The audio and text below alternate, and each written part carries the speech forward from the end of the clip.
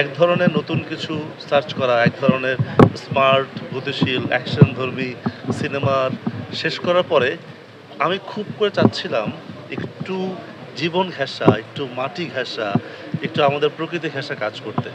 কারণ আমি যখন নাটক নির্মাণ করি আমি আসলে এগুলোই বেশি করতাম। বরঞ্চ আমার ঢাকার এক ছবি দেখার পরে আমার বন্ধুরা বলতো যে, দীপন ঢাকা এটাকে তো মানে সে তো অনেক মানে আর্ট ফিল্ম বানানোর মতো মেকার। আমি আসলে কোনো আর্ট ফিল্ম বানাতে পারবো না।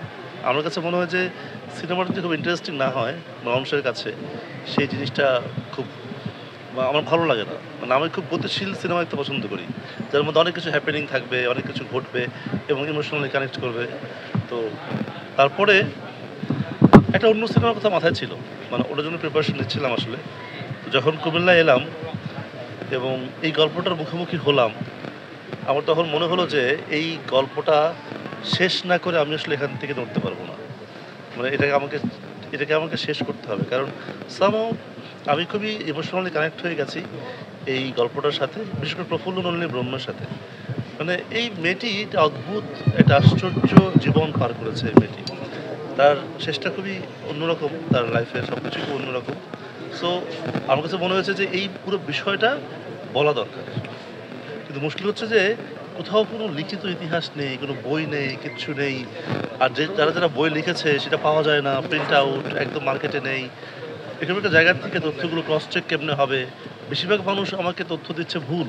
মানে তাদের অনেক আগের স্মৃতি তো ভুলে গেছে। তো ক্রস চেক করা তথ্য সবকিছু মিলে এইটার পিছনেই তো লেগে আছি লাস্ট ৪ মাস ধরে। মানে আমি চুপচাপ বসে নেই আসলে। সারাক্ষণ কাজ করছি এটা নিয়েই। ইতিহাস আর সিনেমা কিন্তু এক না। আমি যদি ইতিহাসের বই লিখতাম আমি অন্যভাবে লিখতাম। আমি সিনেমা করছি সো আমি সিনেমাটিক ভাবেই বলছি। কিন্তু আমার কাছে মনে হয় যে ইতিহাসটা জেনে সিনেমাটা করা উচিত। তো ইতিহাসে যখন জানতে চেষ্টা করেছি আ অনেক প্রশ্ন কিন্তু মানে উত্তর কোনটা নেই। কিভাবে কি হলো, কিভাবে কি হলো? কোত্থেকে অস্ত্র এলো, কোত্থেকে প্ল্যান করলো, কোত্থেকে দল তৈরি হলো? এখানে রবীন্দ্রনাথ কেন দুবার এলো? কেন গান্ধীজি এলেন? কেন সুভাষ বসু এলেন? ব্যাপারটা কি ঘটছে আসলে এখানে? মানে মেয়েরা কিভাবে একটা দল বানিয়ে ফেললো? কিভাবে সম্ভব এটা এখানে?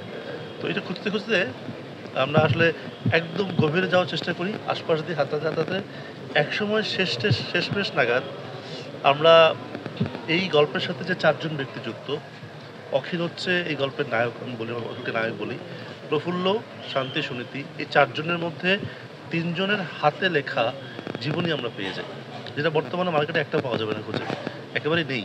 আমরা খুব সংগ্রহ করি এবং সেই সাথে আরও সব তথ্য মিলিয়ে যা পাই সেটা এত বেশি ইন্টারেস্টিং, এত বেশি সিনেমাটিক এবং এর মধ্যে আরো অনেক কিছু আছে। মানে এটা ইনফ্যাক্ট যারা শান্তি সুনীতি নিয়ে আজকের এই ঘোষণার পরে একটু পড়াশোনা করার চেষ্টা করবে, তাদেরকে বলতে চাই যে আপনারা যা পাবেন তার থেকে অনেক বেশি কিছু সিনেমাতে আছে।